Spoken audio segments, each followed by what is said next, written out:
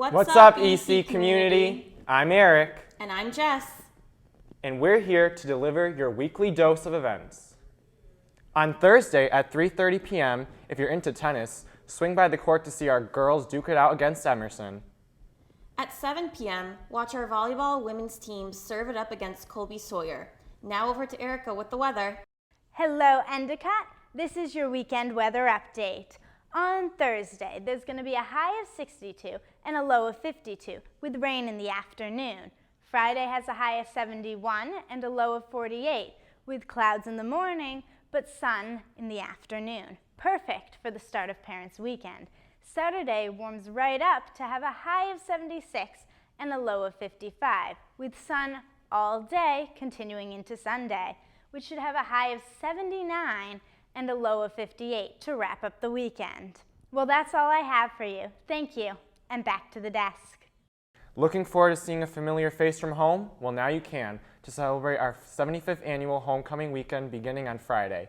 On Saturday, be sure to check out a mega talented dance crew that appeared on America's Best Dance Crew during 2011 called Funk Phenomenon. And guess what, goals? They're from Boston. Be sure to attend various homecoming sports games running throughout the entire day, including football, tennis, field hockey, volleyball, men's soccer, and women's soccer.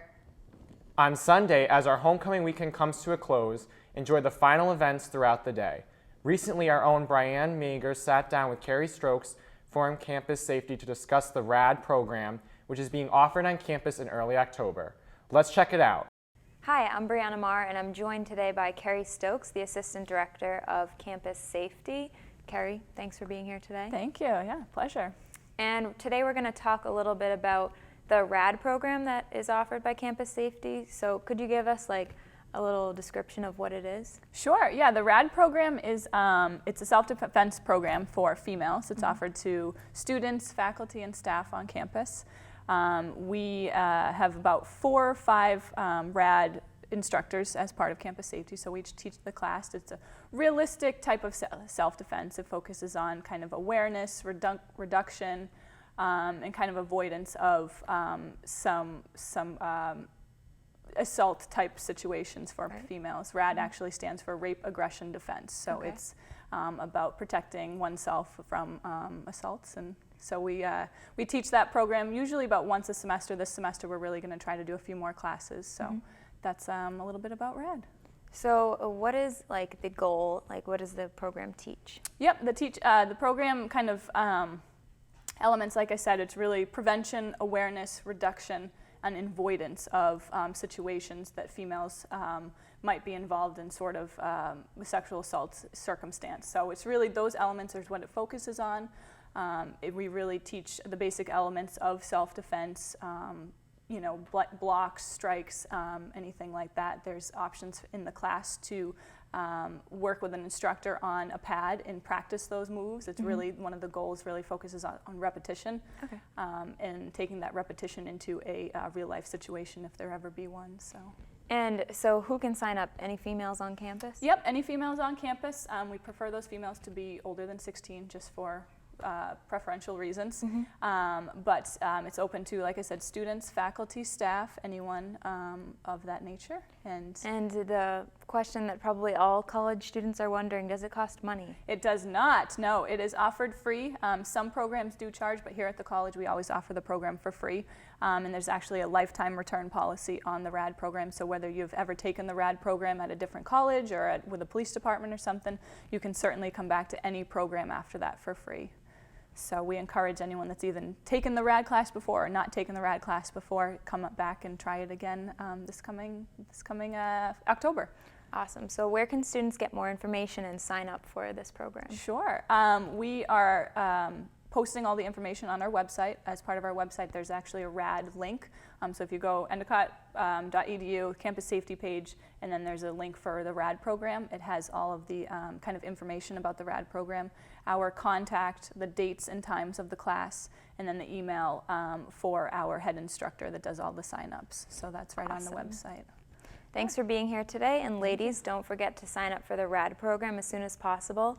Now back to the news with Eric and Jess.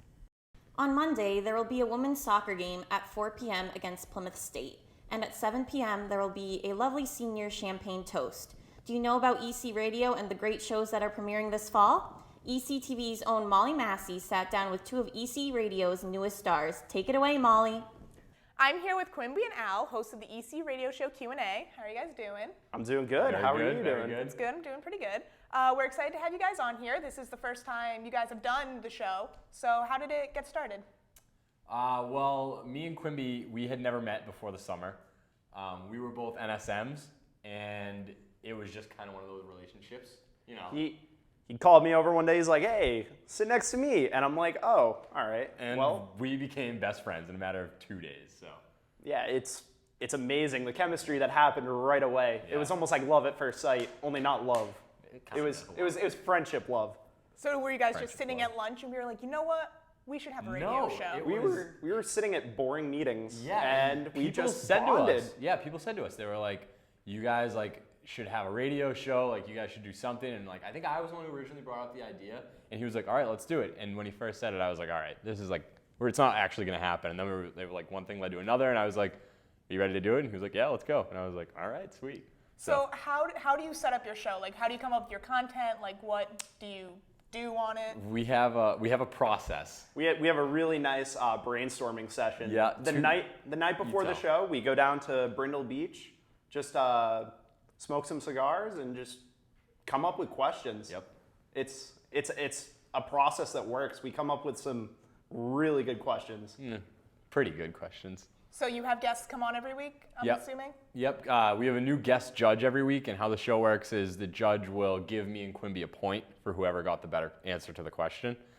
And the winner at the end gets a 30-second rant about whatever they want. So right now, me and Quimby, 2 shows in, we're tied 1-1. So It's a pretty good idea. yeah. So this sounds like the biggest thing to hit EC Radio since the start of EC Radio. It's definitely. Absolutely. So Absolutely. when can students tune in and listen to your show? So 7:30 on Wednesday nights is when we go on, and if you have any trouble listening or anything like that, you can follow us on Twitter at Quimby and Al. Post that up there. They're gonna put that up on the screen, and it's a half hour long, and it's the best half hour of your week, guaranteed. We tweet out the link every week, so if you're a new listener, just follow the Twitter account and we'll get the link right to you. Also, if you follow the Twitter account, tweet at us and you might hear your question on the show. It's true. It's happened before. So you guys obviously have a strong internet presence. Very, very, very strong internet presence. 31 followers on Twitter. So we just started 2 weeks ago, the Twitter account. So it's skyrocketed, the number. It's gone from 0 to 31 in 2 weeks. So I don't even know where we're going to be by Pretty the end of next impressive. week. You're gonna be Justin Bieber in a matter of days. We should be verified pretty soon. So All right. Well, thank you guys for coming Oh, on. no, thank you for having us. We will certainly be tuning in. awesome. Thank you. Hey guys, welcome to this week's segment of Too Glam to Give a Damn. I'm Nicole. And I'm Christina. Let's check out this week's hot topics. Zelda Williams returned to Twitter to thank fans for the outpouring of support after the death of her father, Robin Williams. I just want to say thank you for all the stories and letters I've been receiving, especially from those who have also lost loved ones, she tweeted. I don't come online often, but reading of others who have dealt with this loss and gone on to live happy and full lives is helpful, truly, she continued. Zelda made her first return to Twitter earlier this month with a quote from Harvey Fierstein, "Never be bullied into silence." This came weeks after Zelda quit social media sites after seeing rude comments from others regarding her father's suicide. Those Twitter trolls were suspended and she sent out messages to her 2,000 plus followers. Beyonce and Jay-Z shared a very personal, never-before-seen footage of their daughter Blue Ivy during the On the Run tour. Included in the footage is a very short glimpse of Beyonce topless with a huge baby bump, clearly towards the end of her pregnancy, which disproves the speculation that she was never pregnant.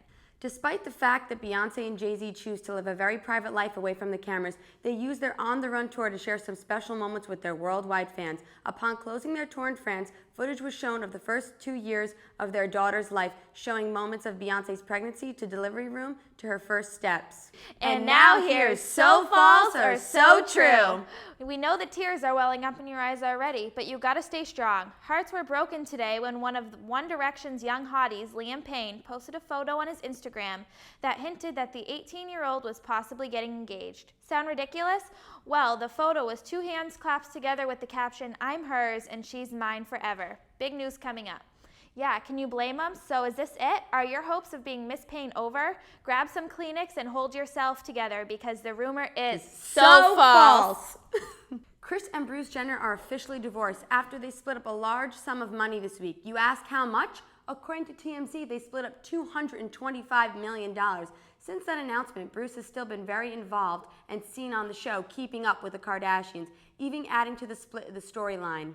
Bruce moved to the house in Malibu while Kris stayed in Calabasas, California. Even in divorce, the two remain friends, with Kris calling Bruce one of the most amazing men I know in a tweet back in April at the time of their anniversary. And that's all for this week's Too Glam to Give a Damn. Tune in for next week's segment of What's Trendy at Endy, and be sure to tweet us at 2GlamEC. Stay glam! On Tuesday, there will be a men's soccer game at 7 p.m. against UMass Dartmouth, and our girls volleyball team will be versing Brandeis at 7 p.m. as well.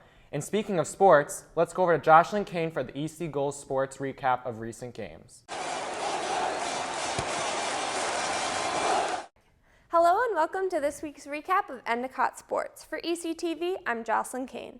The cross-country teams have been busy training since their UNE races and will be back in action this Saturday at the Purple Valley Invitational at Williams College. The field hockey team had an exciting game this past Tuesday night as Ashley Allen scored the game-winning goal in overtime against CCC rival UNE. The win added to their 7-game winning streak, also defeating Western New England, Westfield State, and Roger Williams this past week.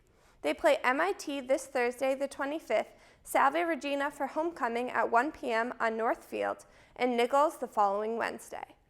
The football team traveled down to Union, New Jersey this past weekend and took down an NJAC school in their first win of the season. Sophomore kicker Kyle Reagan was recognized for his outstanding performance this week by the NEFC as he was named Special Teams Player of the Week. This Saturday for homecoming, they will raise their 2013 NEFC championship banner before kicking off against rival Curry College on 12 p.m. on Endicott turf. Last Thursday, the golf team teed off against the CCC in the championship qualifier and took home gold, recording a team score of 308 in Maine. The team won from help from junior Austin Teal, who is a medalist winner of the tournament. No surprise that Teal took home Golfer of the Week after an exceptional run on Thursday. Also recognized by the CCC was Drew Benchoff, who took home Rookie of the Week for the second time this season, after placing 6th in the tournament. With the win, the Gulls will host the CCC Championships in the spring. The men will head back up to Maine on the 30th to compete at the UNE Invitational. The women's soccer team followed suit with the field hockey team on Tuesday, capturing an overtime win against previously undefeated team Babson College. The Lady Gulls came from behind in the match and ended up outscoring the Beavers 3-2. This past week, they also tied Wesley in double overtime and beat Nichols College 2-1. They play Roger Williams at home for homecoming this Saturday at 7 p.m., then again face Plymouth State on Monday. The men's soccer team came off a tie against Nichols on Saturday to host Riviere on Tuesday and was eager to completely shut out the Raiders. They were victorious 2-0 against the Raiders. They also play Roger Williams for homecoming on Saturday at 4 p.m., then UMass Dartmouth on Tuesday. This past week was busy for the women's tennis team as they beat Gordon, Salem State, and Wentworth, and only fell to Babson in their 4th consecutive day of matches. Diana Nabbs was named CCC Rookie of the Week for her performances this past weekend. They play Eastern Nazarene for homecoming on Saturday at 1 p.m. The women's volleyball team had a couple of rough losses this week, falling both to Williams and Trinity this past Saturday. They will be back in action playing Colby Sawyer on Thursday the 25th, Gordon on Saturday for homecoming at 2 p.m., and Brandeis on Tuesday. And that's it for your recap on Endicott Sports. Be sure to check out the blue and green this weekend with your families as they all flock to the nest for homecoming. For ECTV, I'm Jocelyn Kane. On Wednesday, be sure to head over to the Art Center to take a look at some honky-tonk country portraits running all day. That's it for this week, goals. Have a great day!